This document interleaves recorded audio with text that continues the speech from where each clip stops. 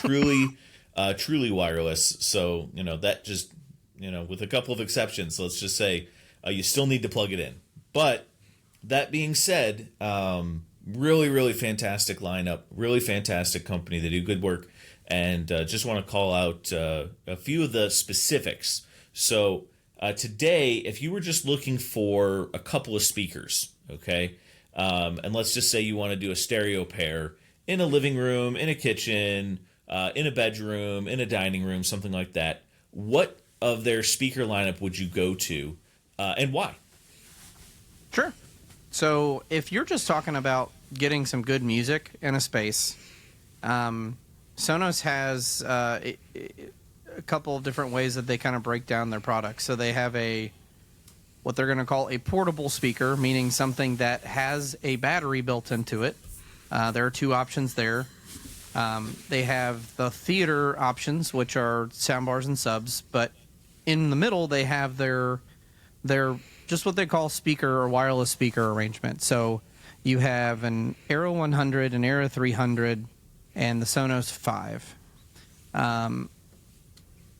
Just different performance levels based on the functionality that you're looking for and, the space that you're trying to cover. So if we're talking a small office, I've seen it done in like lounges, things like that. A couple of Aero 100s would do just fine. And when I say a couple, I mean, you could do one because it's a self-sufficient speaker inside of itself. Right. But you can actually buy two, plug them in on each side of your room, and pair them together in the app as a stereo pair. So it's now going to separate and do truly left and right and create a soundstage for you. The Aero 300 is a step up from there.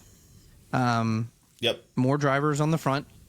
Additional drivers at the rear that actually point up and around the space to, I know we talked about spatial audio a few weeks ago.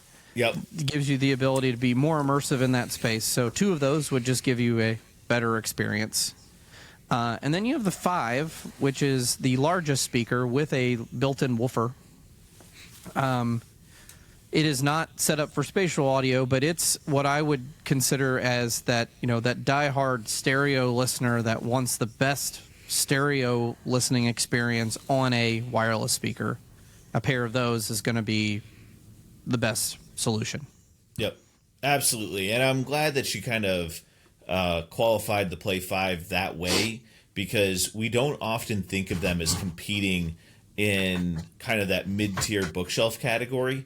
But when you think about, the cost and the price points, okay, let's say that you find a nice integrated amp, entry-level Denon, like a, DRA 800 or something similar to that, right? $500-$600. You get yourself a pair of bookshelf speakers, $500-$600. You're in that $1,000 to $1,200 kind of a price category. And if you were to compare that to two Play5s, I would argue that, you would have the same level of performance. Now, you may like this brand or that brand. You may like this or that. All right, so let's take the subjectivity out of it. But from a class perspective, two Play5s are phenomenal. They're good. They're pretty dang good, yeah. And if you set them up as a stereo pair, to your point, you're going to get, some pretty good imaging, and you'll get, drums on the right and vocals in the center and, guitars to the left, and they'll do all the things. So I definitely think they represent a fantastic option. And I like their Aero 100s just as kind of like secondary spaces. You sort of called it out like a smaller office. I have no issue saying, if I just want to have something, maybe to just get started, see how you like it. I mean, that's not an expensive speaker, so if you've got, a small office where I want to have some background music while I work and really just, I don't want to have a huge financial commitment. I mean, that thing is fantastic. They make great gifts, phenomenal gifts. Yep. I hate to say it, but they really do. So my brother and mom have it at their houses already. So, and the other thing, I did bypass this, but the subwoofer that I mentioned as part of the home theater, you can bring that into any of those stereo pairs and give yourself even more bass to give you that 2.1 experience over the 2.0 experience. And they actually have 2 subs now. I didn't mention the mini sub, but I know we really didn't get there yet. Yeah, well, and that's fine. I mean, we might as well transition into it because I'll tell you the story. I'm in one of the demo rooms, and the Sonos rep comes in and he sets up a pair of Play5s, and at the time I think it was the Sub Gen 2. And we listened to a track by Incubus, and I will never forget Aqueous Transmission.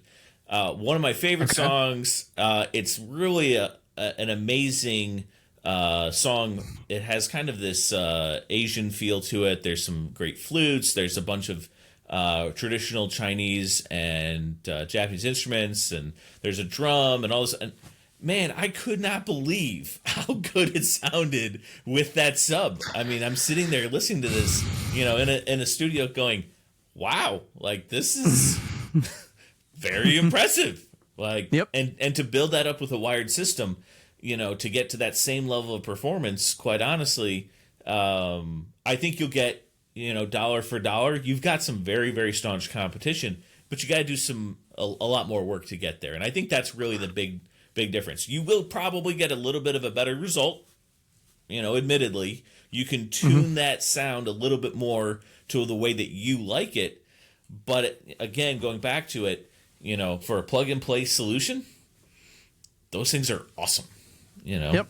Yeah, it's that sub. I mean, even to this day, you and I have sold $7,000-$8,000 a piece subwoofers, multiples and spaces. And I'm not saying that an $800 Sonos sub is going to beat a number 25 from Rel. I'm not saying that, so don't think I'm crazy. But for $800, force canceling. What's the next price point that has 2 drivers that aim at each other and cancel out vibrations?